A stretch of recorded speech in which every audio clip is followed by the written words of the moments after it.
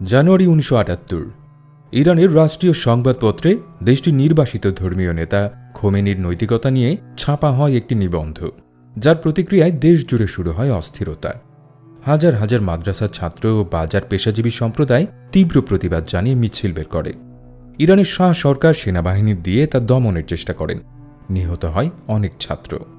জনতা জড়ো হয়ে শুরু করে সহিংস আন্দোলন। আক্রান্ত হয় শাহের ব্যক্তিগত সম্পত্তি, হোটেল, বার, সিনেমা হল ইত্যাদি। সহিংসতা দমনে সেনাবাহিনীর হাতে প্রাণ যায় শত শত মানুষের। বছরের মাঝামাঝি সময়ে শাহ সরকারি কর্মচারীদের বেতন কমিয়ে দেন, বন্ধ করে দেন বড় বড় প্রজেক্ট। দেশে দেখা দেয় খাদ্য ঘাটতি, বাড়ে বেকারত্বের হার।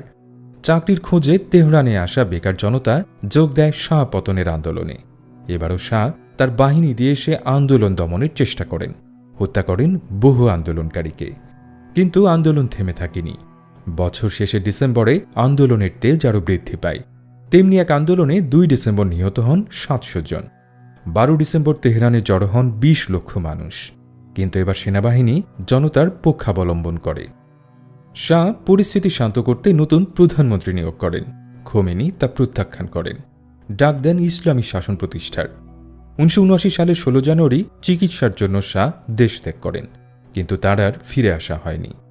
ইতোমধ্যে 1 ফেব্রুয়ারি প্যারিস থেকে ইরানে প্রত্যাবর্তন করেন নির্বাসিত ধর্মীয় নেতা খোমেনি। জনতা তাকে সাদরে গ্রহণ করে অভিবাদন জানায়।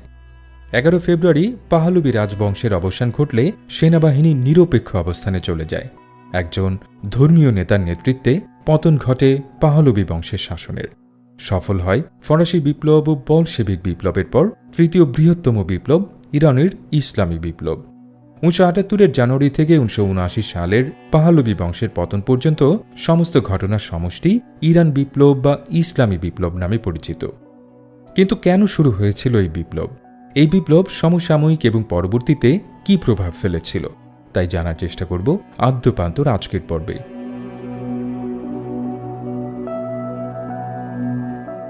আজকের ইরানের পূর্ব নাম ছিল পারস্য। পারস্য থেকে ইরান নামকরণ করা হয় 1935 সালে।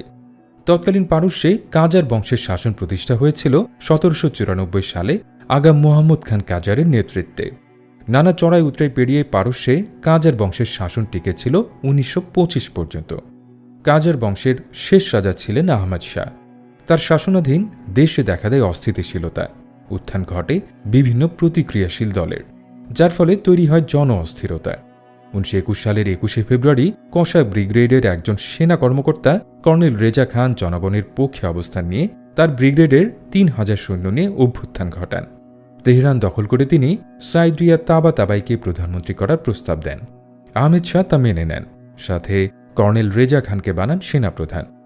পরবর্তীতে রেজা খান 1925 সালে কাজার বংশের শেষ শাসক আহমেদ শাহকে পদচ্যুত করে নিজে হয়ে যান শাহ। তিনি নাম ধারণ করেন রেজা শাহ পাহলভি।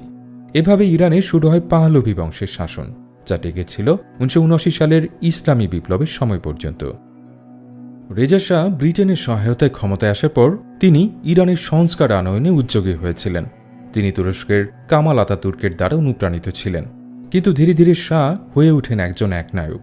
অবজ্ঞা করতে শুরু করেন দেশটির সংবিধান। ইরানের জনগণের নেতা নয়, বরং তিনি যেন বিদেশি পরাশক্তিগুলোর হাতের পুতুলে পরিণত হয়েছিলেন। মধ্যপ্রাচ্যে তখন ব্রিটিশদের ঔপনিবেশিক শাসন চলছিল, কিন্তু সমস্যা বাধে দ্বিতীয় বিশ্বযুদ্ধের সময়। শাহ যখন জার্মানির দিকে ঝুঁকেন, যার ফলে 1941 সালে রেজা শাহকে ব্রিটিশ ও সোভিয়েত বাহিনী মিলে ক্ষমতা থেকে উৎখাত করে এবং ক্ষমতায় বসায় রেজা শাহের পুত্র মোহাম্মদ রেজা শাহকে।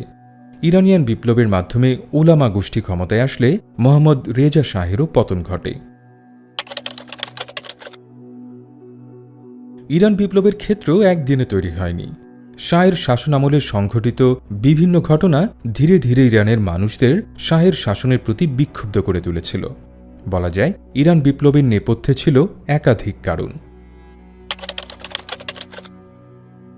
ইরানের শাহ পরিবার ছিল মূলত পশ্চিমা ঘেঁষা। 1953 সালে ইরানে গণতান্ত্রিকভাবে নির্বাচিত ড মোসাদ্দেক সরকারকে ভেঙে দিতে চাইলে ইরান জুড়ে বিক্ষোভ শুরু হয়। শাহ দেশ ছেড়ে পালিয়ে যান, কিন্তু মোসাদ্দেক সরকার তেল শিল্প জাতীয়করণ করে, যা ব্রিটেনের জন্য ক্ষতির কারণ হয়ে দাঁড়ায়। ফলশ্রুতিতে পশ্চিমা বিশ্ব ইরানের উপর অবরোধ আরোপ করে। কিন্তু তাতেও কাজ না হলে ব্রিটিশ গোয়েন্দা সংস্থা MI6 ও মার্কিন গোয়েন্দা সংস্থা CIA মিলে ইরানে একটি সামরিক অভ্যুত্থান ঘটায়। ফলশ্রুতিতে মোসাদ্দেক সরকারের পতন হয়। শাহ দেশে ফিরে পূর্ণ ক্ষমতা ফিরে পান। বলা যায় ইরানের শাহের শাসন টিকেছিল মূলত মার্কিন সহায়তায়। পশ্চিমা মদতপুষ্ট শাহ অর্থনৈতিকভাবে পশ্চিমাদের তেল কোম্পানির স্বার্থ রক্ষা করে চলতেন। তিনি চলতেন পশ্চিমা পরামর্শে। সর্বোপরি জনতা বুঝতে পারে শাহের পেছনে ইরান শাসন করছে মূলত পশ্চিমা বিশ্ব। ইরান বিপ্লব ছিল মূলত তারই ক্ষোভের প্রকাশ। আধুনিকায়ন যেমন সমাজে ইতিবাচক পরিবর্তন ঘটায়, তেমনি তৈরি করে নানা সমস্যারও। শাহ সরকারের ব্যাপক পশ্চিমা ধাঁচের আধুনিকায়ন অর্থনৈতিক, রাজনৈতিক, সাংস্কৃতিক মহলে ক্ষোভের জন্ম দেয়। শাহ সেনাবাহিনী আধুনিকায়ন করেন পশ্চিমাদের অনুকরণে। সামরিক অভ্যুত্থানের পর শাহ যে সংস্কার শুরু করেন তার নাম দেন হোয়াইট রেভলিউশন বা শ্বেত বিপ্লব। শাহের নানা সংস্কারের ফলে সমাজে ব্যাপক অর্থনৈতিক বৈষম্য তৈরি হয়েছিল, যা এক পর্যায়ে জনগণকে খেপিয়ে তোলে। তাছাড়া শাহের সংস্কার দেশটির সংস্কৃতিতে পশ্চিমা সংস্কৃতির সংমিশ্রণ শুরু হয়, যা উলামা শ্রেণীকে ক্ষিপ্ত করে তোলে। এছাড়া শাহের শিক্ষা সংস্কারের ফলে সুবিধা পাচ্ছিল শুধু মধ্যবিত্ত শ্রেণী, কিন্তু তারা আবার পর্যাপ্ত চাকরির অভাবে বেকার থাকায় একসময় শাহের সরকারের বিরুদ্ধে চলে যায়। আবার এই শিক্ষিত শ্রেণী শাহের বিরোধী মত দমন ও বিরোধীদের হত্যার প্রতিবাদ করছিল, দাবি তুলেছিল রাজনৈতিক মুক্তির। শাহের আধুনিকায়নের ফলে ইরানি শুধু শহুরে শ্রেণী ও বিদেশি ব্যবসায়ী কোম্পানিগুলোই লাভবান হচ্ছিল, যার ফলে গ্রাম ও শহরের মধ্যে বৈষম্য বহুগুণ বৃদ্ধি পায়। ইরানের জনসংখ্যার বড় অংশের বাস ছিল গ্রামে। আধুনিকায়নের ফলে গ্রামের মানুষ বাধ্য হয়ে জীবিকার সন্ধানে শহরে আসতে শুরু করেছিল। পরবর্তীতে তারাই শাহের বিরুদ্ধে বিক্ষোভে ওতপ্রোতভাবে অংশ নিয়েছিল। তাছাড়া ইরানের সবচেয়ে বড় আয়ের উৎস হচ্ছে তেল। ইরানের শাহ সরকার তেল রাজস্বের যথাযথ ব্যবহার করতে পারেনি, যা জনমনে অসন্তোষ তৈরি করে। শাহ সরকার সরকারি কর্মচারীদের বেতন বাড়ায়নি, কিন্তু মুদ্রাস্ফীতির দরুন সরকারি কর্মচারীদের জীবনমান একদম তলানিতে ঠেকে। আবার শাহ সরকার 1978 সালে বিক্ষোভের শাস্তি হিসেবে সরকারি কর্মকর্তাদের বেতন উল্টো কমিয়ে দেয়, যার ফলে সরকারি কর্মকর্তাদের বড় একটি অংশ শাহের বিরুদ্ধে চলে যায়। শাহের আমলে ইরানের রাজনৈতিক স্বাধীনতা ছিল না, ছিল শাহের একদলীয় শাসন। শাহের পশ্চিমা সম্পৃক্ততা, আধুনিকায়ন ও সংস্কার জনমনে ব্যাপক নেতিবাচক প্রভাব ফেলে। তাছাড়া শাহ 1976 সালে ইসলামী ক্যালেন্ডার পরিবর্তন করে খ্রিস্টীয় ক্যালেন্ডার গ্রহণ করলে ইরানের বৃহৎ শিয়া মুসলিম জনগোষ্ঠী তা ভালোভাবে নেয়নি। শাহের বিরুদ্ধে কথা বললে কঠোর দুর্ভোগ পোহাতে হতো, যে কারণে শাহের বিরুদ্ধাচারণ করায় ইরানের ধর্মীয় নেতা আয়াতুল্লাহ রুহুল্লাহ খোমেনিও শাহের সরকারের হাতে বন্দী হন। পরবর্তীতে নির্বাসিত হন। শাহ সাবাক বাহিনী গড়ে তোলেন, যাদের ট্রেনিং দেয়া হতো পশ্চিমা কায়দায় পশ্চিমাদের দ্বারা। এই বাহিনী দিয়ে শাহ তার রাজনৈতিক প্রতিদ্বন্দ্বীদের দমন করতেন। শাহের আমলে রাজনৈতিক দল মুজাহিদিন পার্টি এবং তুদে পার্টি চরম দমন নিপীড়নের শিকার হয়। শাহের আমলে ইরানে যে পশ্চিমা সংস্কৃতির প্রভাব বাড়ছিল তা শিয়া মুসলিম অধ্যুষিত ইরানের উলামা শ্রেণী সহ সাধারণ মুসলিমরা সহজে নেয়নি। শ্বেত বিপ্লবের ফলে সেকুলার শিক্ষা ব্যবস্থা নারী ভোটাধিকার উলামা শ্রেণীকে বিক্ষুব্ধ করে তোলে। তাছাড়া তখন নারীদের ইসলামী নিয়মের বাইরে গিয়ে স্বাধীনভাবে চলাফেরার সুযোগ দেয় শাহ সরকার। ইরানে মানুষের পরিবর্তন আসে পোশাকে। সরকারি কর্মকর্তাদের বাধ্য করা হয় হ্যাট পরতে। 1928 সালের আইনে পশ্চিমা পোশাক বাধ্যতামূলক করা হয়েছিল, যা উলামা ও মুসলিম জনগোষ্ঠীকে খেপিয়ে তোলে। শাহের সময়কালে দেশটির ইসলামী সংস্কৃতিতে পশ্চিমা সংস্কৃতির প্রভাব বাড়ছিল, যা সমাজে ব্যাপক জন অসন্তোষের জন্ম দেয়। তাছাড়া শাহের বিরোধী উলামাদের উপর নির্যাতন ও দমনপীড়ন আরও সমস্যা তৈরি করেছিল। এভাবে সবগুলো কারণের প্রভাবে জনরোষ যখন চূড়ান্ত পর্যায়ে পৌঁছায়, ইরানে শুরু হয় একের পর এক জন আন্দোলন।